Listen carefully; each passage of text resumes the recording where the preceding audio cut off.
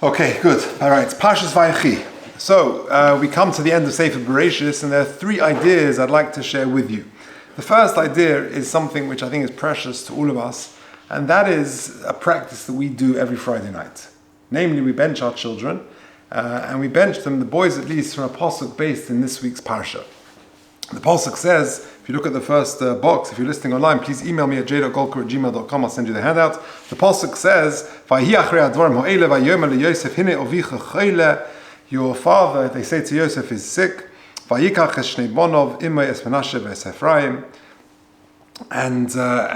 he presents Menashe and Ephraim, and he gives the famous brachas, Yisimcha Elokim K'Ephraim v'Chinashe. Now, the famous question is, why do we bench our children K'Menashe v'Ephraim? We should, when it comes to the girls, we bench them K'Sarif K'Rachel v'Leh. So wouldn't the parallel for the boys be K'Avram, Yitzchak v'Yaakov?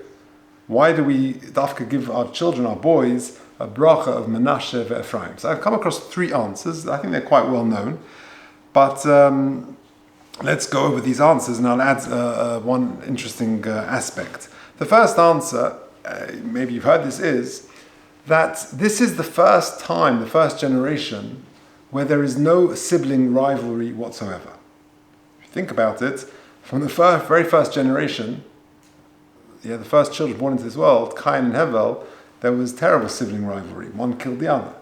And then when it comes to the Avos, Avraham has Yitzchak and Yishmael.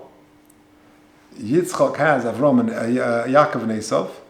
And Yaakov has the Shvatim with the differences with the Shvatim and Yosef.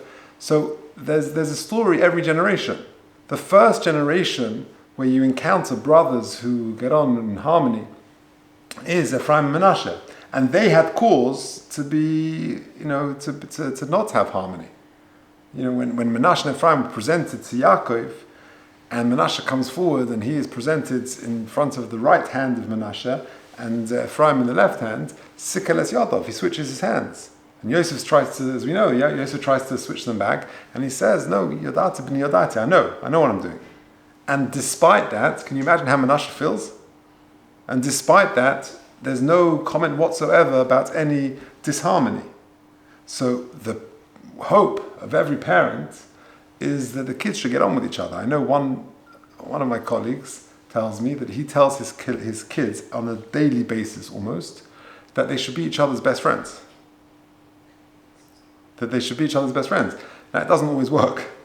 But that's our hope. They should get on with each other. So the bracha dafka of Menashe and Ephraim is a sort of a silent expression of a hope that there should be no jealousy and shalom between the siblings.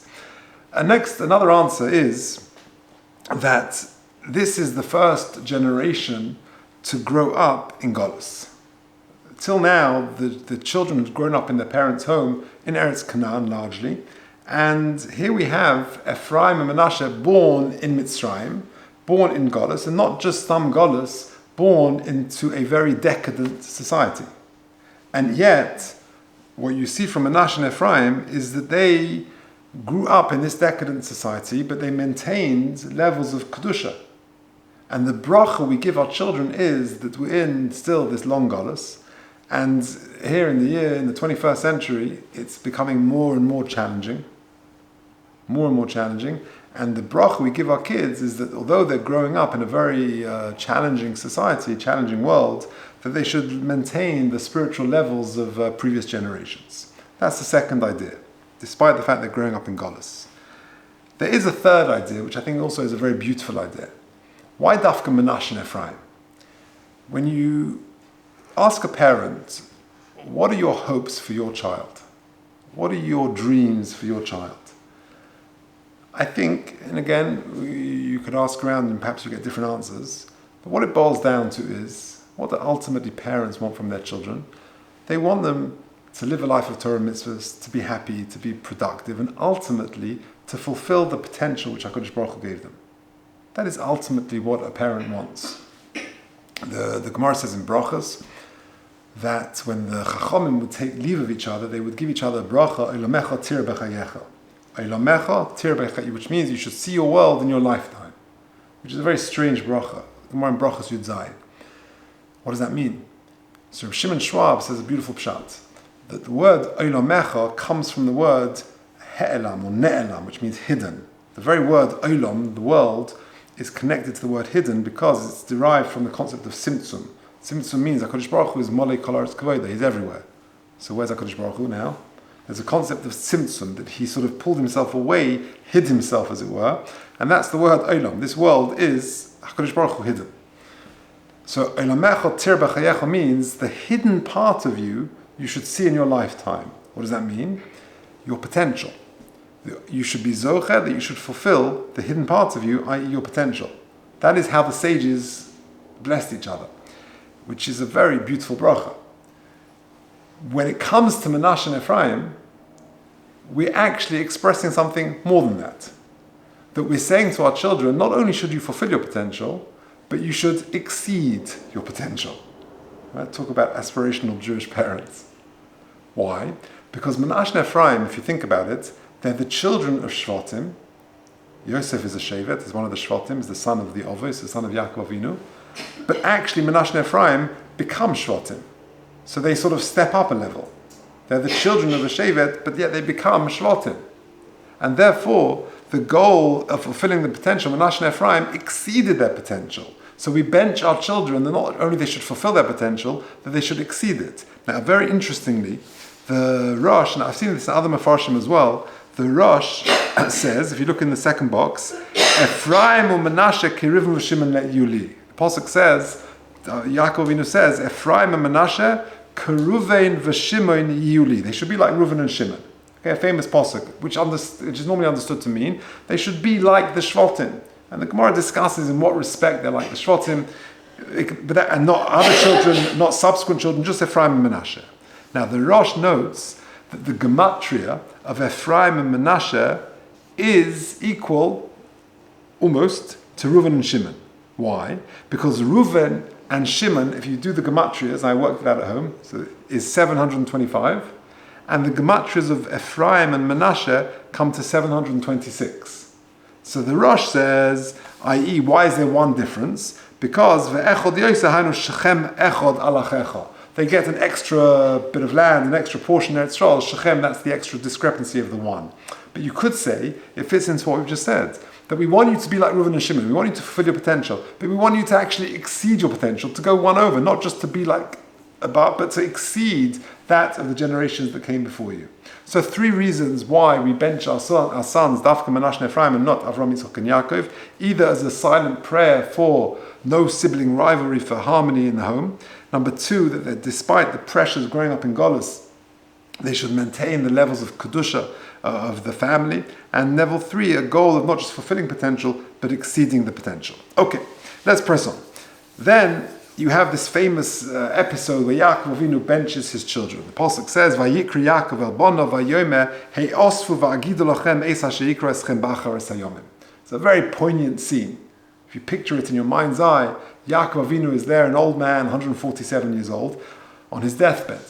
And his sons come in to get their final brachas, but before he gives them a bracha, he's going to reveal to them achar es hayomim. What does that mean? It says Rashi, Bikesh legalos es hakates. He wanted to reveal the kates. The kates means the end, i.e., how Jewish history is going to unfold, when Moshiach is going to come. V'nistalka shchina mimenu, and the shchina departs from Yaakov Avinu. V'hischel omed dvarim acherim, and he starts talking about other things. Now, a few years ago, I think we discussed, Rabbi Leff has got a beautiful piece on this, in Parshas V'zois HaBracha, he discusses this Rashi, but not for now. It was on a Parsha Shiur a few years ago. But I want to take a different angle. Rashi is quoting a Chazal of Bikesh legalos es hakates. Where does this come from? It's a Gemara in Psachim Nun Vav Dalaf. Look at the next box. Omer Bishim ben Lakish vayikri Yaakov el bonov vayomer heosv v'agidu lachem. This pasuk Bikesh Yaakov legalos lebonov kates hayomin. He wanted to reveal the end of time when Moshiach is going to come. V'nistalkem ben shchina, the shchina departed from him. Right, that's where Rashi gets it from. What's difficult is a Rambam. Now, the Rambam in Hilchos Krishma tells us the famous Chazal about how Baruch Shem Kavod Malchusay comes into Krishma. It's not in the Torah. So where does it come from?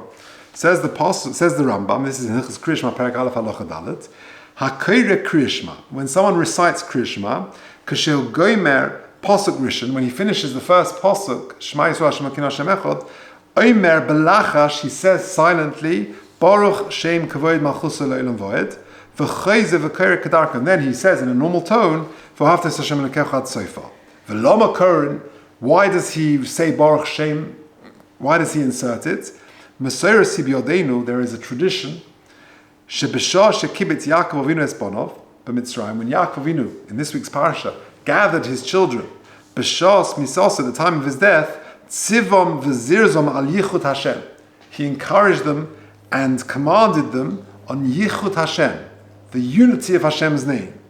V'aderech Hashem Shahalach Ba'Avram Yitzchak Aviv, they should follow in the ways of his father and grandfather Avram and Yitzchak.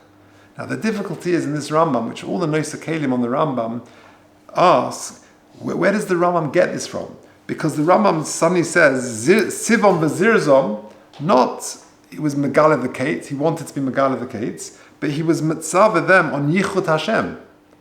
So look at the Kesef Mishnah below. Umikol Mokum Yesh Ledaktik, Beloshen Rabbeinu, Shekosov Shebeshah Shekibitz Yaakov, Sivom V'zirzom al Yichud Hashem, V'zel lo motzinu, Shehanizka b'Gemara, Ele Shebikish Legalis Kates Hayamin. The Gemara in Pesachim, which I said above, and Rashi quotes, is that he wanted to reveal the end. Why does the Rambam change the Chazal, almost, and say that he was Mezares and he encouraged them on Yichud Hashem, on sort of realizing the unity, the oneness of HaKadosh Baruch Hu? Why did the Rambam do that? It's a difficult Rambam. So there are various answers to this question. I came across an answer of Rav Shach. The Rav Shach's famous sefer on the Rambam, Avi Ezri, in Hilchas Kriyashma, he says the following. Look at the bottom box. B'Gemara Issa, Shebikesh Yaakov legalis haim Kates haimin, V'alech Mishnah kan Omad al Zeh. They asked the question we just addressed. V'nire Poshet, Shekol Inyan Yedias HaKate. He says something fascinating. The whole concept of knowing what's going to be at the end of time, Ein Zeh Inyan Bifnei Atzmai. It's not a standalone topic, Mashenogeh Lonu, that has practical relevance to us. The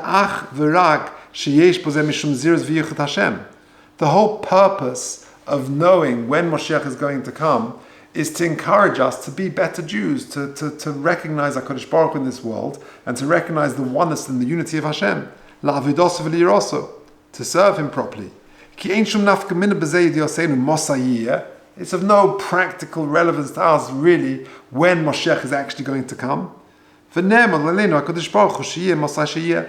just believe that Moshiach will come when He'll come. And the whole benefit is just to encourage us, to enthuse us to be better Jews. And therefore the Rambam, as it were, paraphrases the Gemara in Pesachim. When the Gemara in Pesachim says, Bikesh legalis saketz, what did he really mean is, just be good Jews, keep Torah, keep mitzvahs. That's what he was saying. V'zirzom al Yichud Hashem. And the reason why the Rambam paraphrases and changes the Nusach is to teach us it's not to us to sort of spend time calculating the end of time, because knowing when Moshiach is going to come is not so essential. And he thinks that's pshat. Now, I'll give you a raya that it's pshat. Because, if you turn over the next page, the Rambam says this. It's interesting, I don't think that the Shach doesn't bring this, but the Rambam in Hilchos Melachim, a very famous Rambam, literally says this. The Rambam says, look at this, V'chol elu hadvorim. This is the end, this is what the last Rambam, the last parak in the whole of Rambam, 1,000 prokim, Yad HaChazok is 1,000 prokim, parak Yud Beis, Hilchos Melachim, if I'm not mistaken, is the last parak in the whole of Rambam, and he says, V'chol elu hadvorim. He's spending the last several chapters sort of describing what life is going to be like with Mashiach, etc. He says, at the end of the day, all of these things, we're not going to know what it's going to be like until it actually happens. Because all of these things were concealed even to the Nevi'im. Even the Chachomim didn't have a tradition about what life is going to be like exactly when Mashiach comes, when He's going to come. And ultimately, this is not the central aspect of Judaism. And the person shouldn't overly involve himself in all the midrashim and chazal about these things. Don't make them a central aspect of your learning. Why? Here comes the key words. Because ultimately it doesn't bring you to Yirah Shamayim and Avas Hashem. I.e., the rest of Torah is meant to do just that. And therefore, what the Rambam says over here is exactly what Rav Shach is saying. That really what Yaakov Avinu was doing, and what the Rambam says he was doing, is trying to be miyachdim lezarzom al yichud Hashem, just to recognize HaKadosh Baruch Hu in this world, i.e. to keep Torah mitzvahs with more passion, with more enthusiasm, with more understanding, because ultimately that is the benefit of Legalis Saketz. That's what it comes to. Why would the Shekhinah leave him when he's trying to do that? Oh, so there you've got to come on to other things. You've got to come on to, and moreover, why did the Shekhinah leave him? And why did he start benching the children? So there we have to come back to that other idea of what Rabbi Lev says. In a nutshell, what he says is that there are two ways of getting there. There's Be'ita and Achishena. I can reveal the Kates to you. Yeah, because ultimately being Miyachad Hashem is a way of bringing Moshiach coming closer. But there are two ways when Moshiach is going to come. The Gemara says in Sanhedrin, either Be'ita or Achishena. Be'ita means at its predestined time, at the last moment. Moshiach will have to come by a certain date. But he could come earlier. Achishena. If we merit it, he'll come earlier.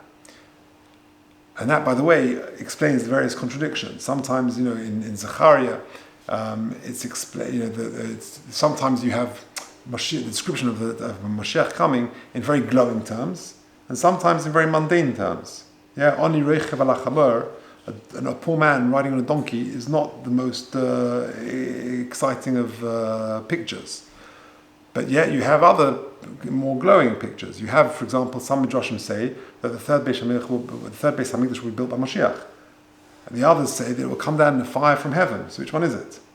The answer is Be'ita Achishena. If it's the long stop gap, then we don't deserve it. We have to wait till the very end. Then it will come in that way. It won't be so glowing. If we deserve it, we merit it, it will come quicker. How do we deserve it? By each person fulfilling their potential.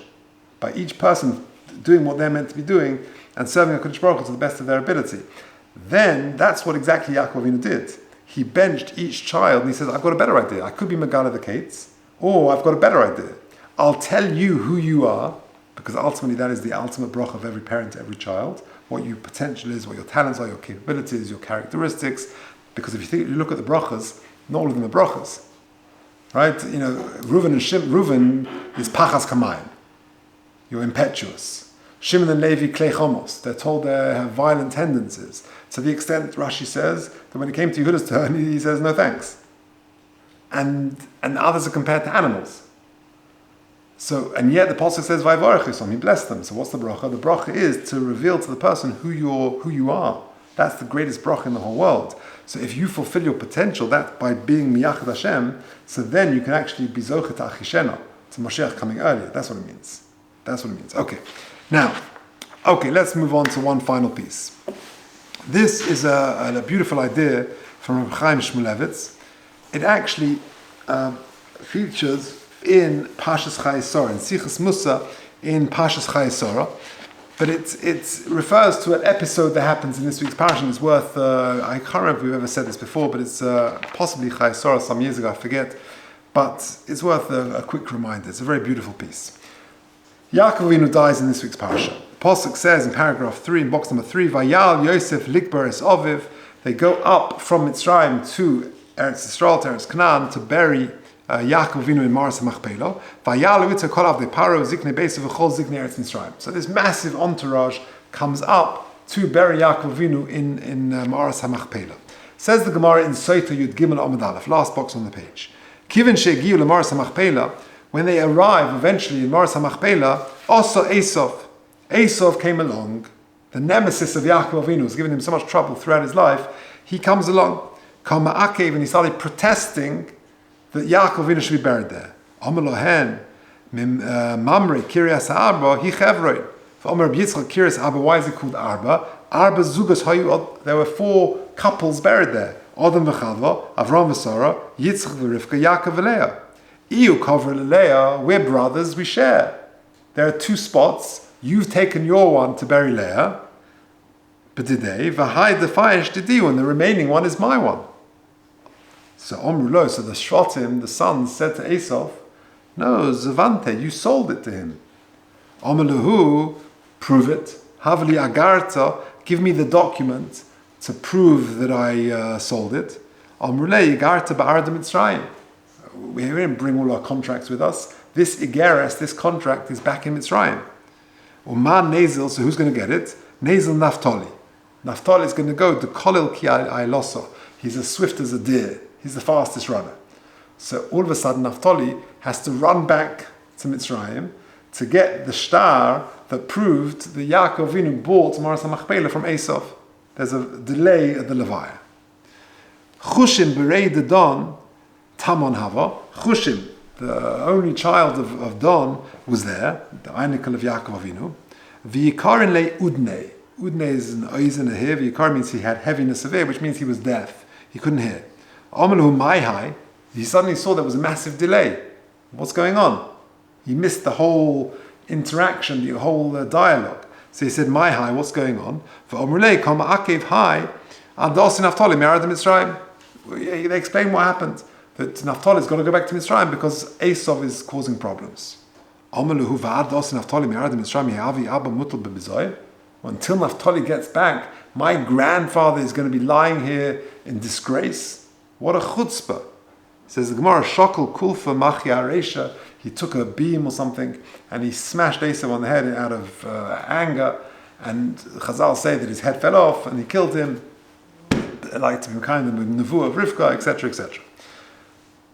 Two questions. Question number one, small point, why does the Gemara emphasize that Chushim was deaf? What exactly is the relevance? And number two, how come only Chushim was troubled by this delay? He was more sensitive than everyone else. Why didn't anybody else stand up to this injustice that Esau was protesting that Yaakov should be buried? Can you imagine the scene? So Rabbi Chaim Shmuel Levitt says a beautiful pshat. He calls it koyach histaglus. Koyach histaglus means the power of adaptability, which is an interesting concept, that we can get used to anything, almost anything. And it's latov and l'ra. I remember when I was in yeshiva, and I was in the mir in a dira there, not far from the yeshiva, and the mir dira was not the Ritz. It wasn't the most exclusive 5-star accommodation, but it was, it did the job. And I remember a guy came to visit who had left the yeshiva about 3 months earlier, and he came back in, and he in 3 months had got used to his home comforts very quickly, and he came back in and he said, I just couldn't do this anymore. I would not be able to live in this tira as you. But it was very, it was fine. You get used to certain levels. It's interesting. Stockholm syndrome. Is that what it's called? Stockholm syndrome? So there you go. Now, here we go. Says Rabbi Chaim Shmuel Levitt, all the others were slowly lulled into this injustice. They were bringing Yaakov Avinu up from Mitzrayim to Eretz Yisrael. They suddenly see Esau. Esau is protesting Yaakov being buried there. He says, what's going on? There were more Kiryas Arba, there are 4 double burial plots. Me and Yaakov, brothers, we share. He's used up his one, I have my one, that's his time, and they argue, but you sold it, how do you know? Prove it, Naphtali, go back. You're lulled into this injustice.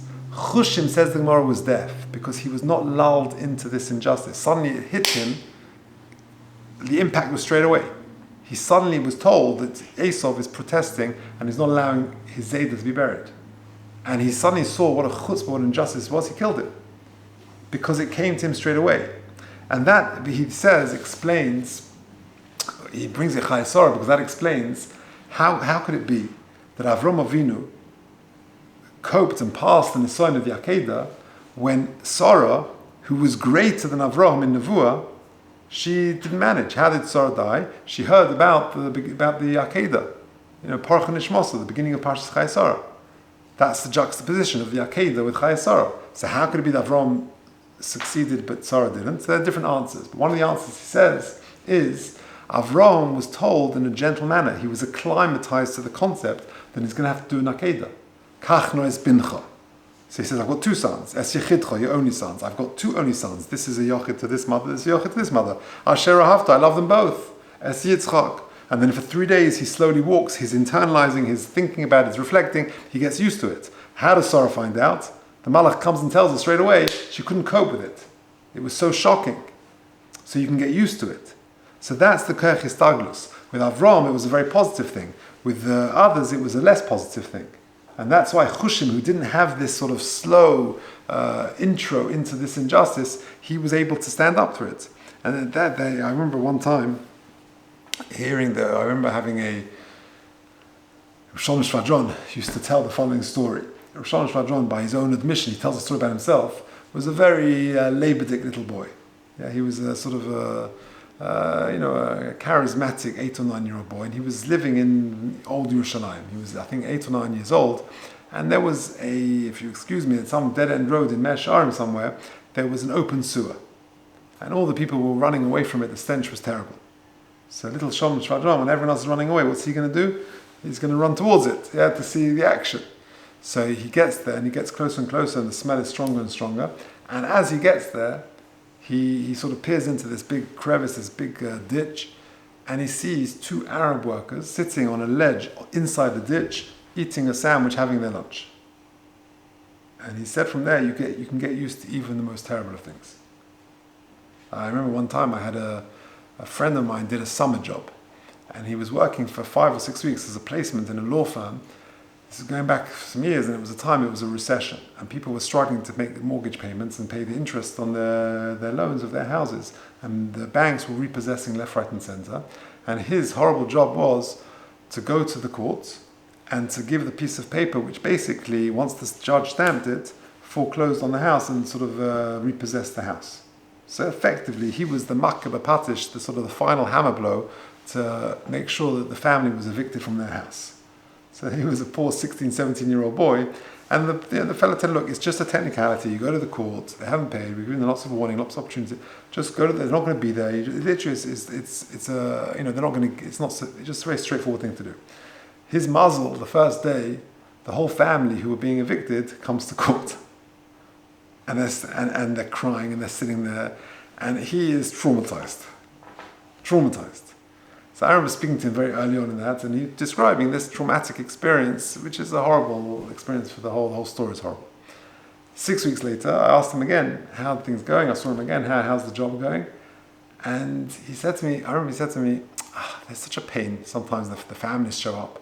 I'm just trying to do my job, I'm trying to hand in a piece of paper, and what a pain they hold me up. In 6 weeks, you can get used to even these traumatic situations. But that's life. Yeah, I remember one time also that a friend of mine is a very emotional person. I remember him telling me that when he became a father, his wife had just given birth, and this guy's emotional at the best of times, but now he just became a father, this guy was all over the place. And he was walking on cloud 9, and he realized this is 10 minutes after his wife had just given birth, he'd just become a father. He didn't actually thank the doctor who delivered his child. He was so crying and teary, and he realized he's got to thank the doctor. So he goes along the corridors to try and track down the doctor, and he's told that he's in the doctor's staff room, whatever they call it. He knocks on the door, they open the door, and he sees this doctor drinking a cup of tea, having a sandwich and reading the paper. He's having his lunch break. And the guy thinks to himself, what is he doing? He's just witnessed creation. How can he be having a sandwich and reading the paper? Well, the answer is because he witnesses creation several times a day and he becomes used to it. That's life. The kunst in life is to be enthused the whole time and to retain that sort of sensitivity and to also to adapt to good practices. You can adapt to positive things. That's really what happened with Avram. So just to summarize the 3 ideas we said today, why Dafka Menashe and Ephraim, Simcha Lekim Ephraim V'Chimnashe, the 3 ideas, no sibling rivalry, growing up in Golus in withstanding the difficulties of a spiritually decadent society, and the goal of not just fulfilling potential but exceeding potential. Then you have that Rambam of Bikesh Yaakov Legalis Esakate, but the Rambam changes the nusach of being Mezarez al Yichud Hashem, and Reb Shach's explanation of why he does that. And then lastly, this idea of Chaim Shmulevitz, that the famous Gemara in Saita, that when the story of when they buried Yaakov Avinu, of how Chushim ben Dan stood up to that injustice because he wasn't lulled into the injustice and the concept of koyach histaglis. Okay, we'll leave it there.